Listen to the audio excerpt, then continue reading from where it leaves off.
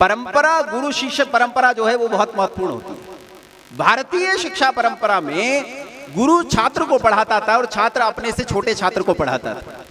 इससे एक सम्मान की परंपरा पैदा होती थी और ये सम्मान की और विद्या की परंपरा समाज में किसी को विद्या से और शिक्षा से हीन नहीं रहने देती थी। लेकिन आज समाज में प्रतिशत देखा जाता है कि इस राज्य में इतने प्रतिशत लोग शिक्षित हैं और इस राज्य में इतने प्रतिशत लोग शिक्षित हैं। क्या कोई राज्य ताल ठोक कर ये कह सकता है कि मेरे राज्य में एक भी अशिक्षित व्यक्ति नहीं है? कह सकता है कोई भी? इसीलिए इस शिक्षा पर काम करने की महती आवश्यकता है, प्रभुत आवश्यकता है। हमने नहीं किया तो भयानक दुष्परिणाम हमें भोगने पड़ेंगे। आने वाली पीढ़ियां जिन परिस्थितियों में जा रही हैं आपकी, तो ये भारत भारतीय नहीं बचेगा। यहाँ इस जनमानस में भारतीय समाज नहीं बचेगा। यहाँ जो कुछ आप पढ़ा रहे हो उस पढ़ाने में आपको इस गुरु शिष्य परंपरा को उत्पन्न करना पड़ेगा।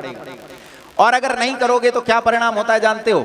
देश के माननीय प्रधानमंत्री महोदय, नाम बोलो, महात्मा गांधी जी के बाद इस देश में सबसे लोकप्रिय नेता, महात्मा गांधी जितना तो कोई नहीं था।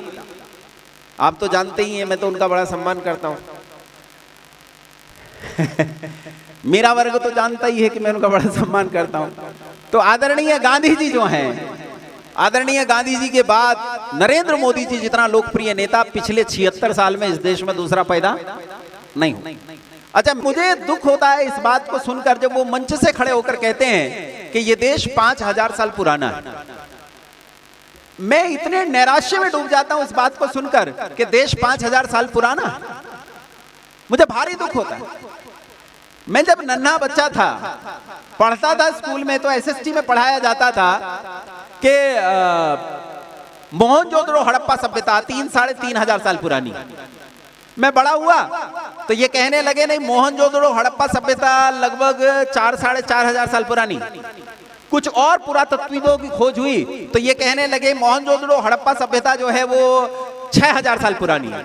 अभी राखी गढ़ी के अवशेष मिले हैं, दोबारा से फिर खुदाई हुई, राखी गढ़ी के अवशेष मिले। इधर बागपत में भी खुदाई हुई है, उधर हिसार में खुदाई हुई है, और राजस्थान गुजरात तक ये पूरा का पूरा इलाका जहां जहां खुदाई हुई है। अब ये कहते हैं कि मोहनजोदड़ो हड़प्पा सभ्यता, ये ऑन पेपर ऑन रिकॉर्ड बोल रहे हैं ये लोग, ऑन रिकॉर्ड।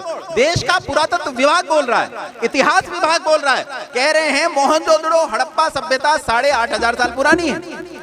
देश के प्रधानमंत्री मंच पर खड़े होकर कहते हैं कि देश 5000 साल पुराना है, और देश का इतिहास विभाग, पुरातत्व विभाग कहता है कि मोहनजोदड़ो हड़प्पा सभ्यता कितनी पुरानी है। तो पहले तुम बैठ के तय करो आपस में कि तुम कितना पुराना कहना चाहते हो, या तुम हमें बेवकूफ समझते हो। परंपराएं नष्ट कर दोगे तो तुम्हें याद क्या रहेगा? परंपरा ही तुम्हारा जीवन होती है, परंपराएं तुम्हें जीवन देती। मेरी माँ जब मर रही थी तो मैं मरती हुई माँ को देखकर मेरी आंखें डबडबाई। माँ कई दिन कोमा में रही, और कई दिन कोमा में रहने के बाद माँ को जब होश आया तो मेरी आंखें डबडबाई, क्योंकि मुझे भी लग रहा था कि अभी बचेगी नहीं। तो डबडबाई हुई माँ ने आंख से पूछा, मुझे देखकर पूछा कि क्यों रोता है? इसलिए कि मैं मर जाऊंगी। तो माँ कहती है, ध्यान से विचार करना कि मैं मरूंगी नहीं, मैं मर नहीं सकती। और याद रखो, हम में से कोई भी नहीं मरता है, एक भी नहीं मरता है। हम जब मरते हैं उससे पहले हम अपने पुत्र और पुत्री को पैदा कर जाते हैं। जब गुरुकुल से छात्र जाता था तो आचार्य उसे आदेश देता था कि बेटा तू कभी मरना मत, हमेशा जिंदा रहना। तो जिंदा कैसे रहूं गुरुजी? तो कहता था, प्रजा तंतु मां व्यवच्छेदसी, प्रजा के तंतु को टूटने मत देना। अगर प्रजा का तंतु नहीं टूटेगा तो समझना कि तू हमेशा जिंदा रहेगा, तेरे पूर्वजों की परंपरा जिंदा रहेगी। जब मेरी माँ मरी तो मेरी कोशिकाओं के भीतर अपना साइटोप्लाज्म, अपना प्रोटोप्लाज्म छोड़ गई।